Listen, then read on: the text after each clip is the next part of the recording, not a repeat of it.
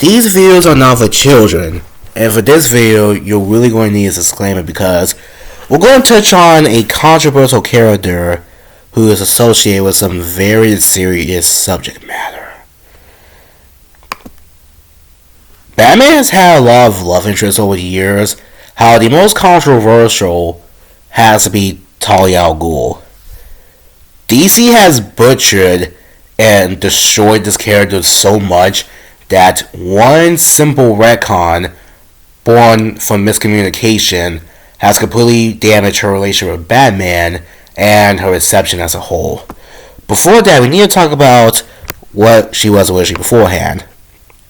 So, Talia originally debuted as a mysterious woman who Batman was tracking down because he was trying to find the leader of this group called the League of Assassins, who we believe to be run by a man named Dr. Dark, who Talia assists Batman in fighting. However, before Dr. Dark can kill Batman, she ends up shooting and killing him, and Batman comforts her as she feels guilt. However, this didn't mean that she was a bitch, because if need to throw down, she can throw the fuck down. And later on, in the debut of Ra's al Ghul, it's revealed that not only is he Talia's father, but he's the leader of the League of Assassins, officially. And he kidnapped Robin and staged the kidnapping of Talia so he can test Batman to see if he's a true heir for Talia. As Talia ended up falling in love with Batman, however, Ra's wanted to make sure that his daughter wasn't going to marry a bum. However, obviously, despite Talia being super sexy, Batman can't be with her because, well, he doesn't want an evil empire to take over the world. So, as such, this will start Batman and Rach's rivalry for years to come, with Talia still loving her dad, but at the same time want to make sure Batman's okay. There's a transition into Batman the Animated Series, where, unlike the other villains, Talia was unique because she was simply just looking for love. No evil ulterior motive, she just wanted a husband and wanted to have a baby. And you can see her flirtation with Batman, although not to the same extent as the comics. And then sometime around the transition to the new Batman adventures, we will get Son of the Demon, where Batman needed Rachel's help to fight a bigger threat as long as he was able to marry Talia. And him and Talia end up doing it, and she would become pregnant with his baby. However, she would fake a miscarriage and gave the baby up for adoption because both of them are way too irresponsible to raise a kid. Plus, the lifestyle, the baby will constantly be in danger, which was honestly for the best. And then we get to With Her the Lost Days, where Batman's dead son, Jason Todd, was brought back to life by Talia so she can give him to Batman as a gift, which is a replacement for Jason Todd's death after the whole Superboy Prime Punch. This will be an Under the Red Hood movie, although Ra's brings back Jason because he feels bad to Talia for a gift of love. Oh yeah, this comic will also give you this dog shit, actually atrocious Talia and Jason sex scene, which, yeah, Jason Todd fucking the mom of his youngest adopted brother is disgusting.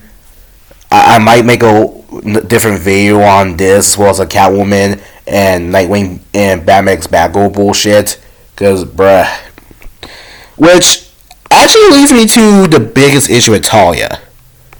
So, throughout Batman and Talia's relationship, like with Batman's other relationships, there have been these hints at some type of sexual foreplay going on. Like, Talia is very attractive and naturally emits this sexual lure whenever she's around, but, like, one, it felt like normal couple flirting, and it's always been subtexted, and it was in the background, as it should be. Like Batman the Animated Series, you do see some bits of this, mainly when the Demon's Quest 2, where Talia and Batman are mainly at Talia's house, and she's in her undergarments. But despite that, her and her father Rage have always been ninja assassins. That's their main area of expertise. They're literally the leaders of the League of Assassins. Well, Grant Morrison's Batman run, as well as the DCAMU, would make a change to Talia that would destroy her forever. So, you know how I mentioned her and Batman had a kid? Well, it turned out that Talia actually kept the kid and named him Damian. But the difference here is they take away the conflicting nature of Talia of being a neutral character and make her a full-on stereotypical evil ex-wife. But the worst part is her drugging and fucking Batman without his knowledge so she can get pregnant with Damian, and then she raised him in an artificial womb. Yeah, that was a change that ruined Talia. So many people say that Batman was lucky because he got to be with a sexy girl, and it's just like, I don't want to get into specifics on why this is disgusting, but there's just, like, it didn't need to be there.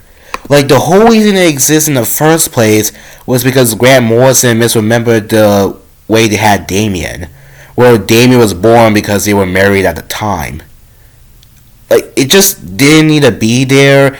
It was also in there in the movie, in this scene, where at the Talia say Batman from Killer Croc, she gives him a drink, but Batman doesn't want to, and then she just, like, rubs her leg and her boobs on him, and it's just really uncomfortable. It's just like, ugh. And then she dumps Damian on him so he can raise Damian himself.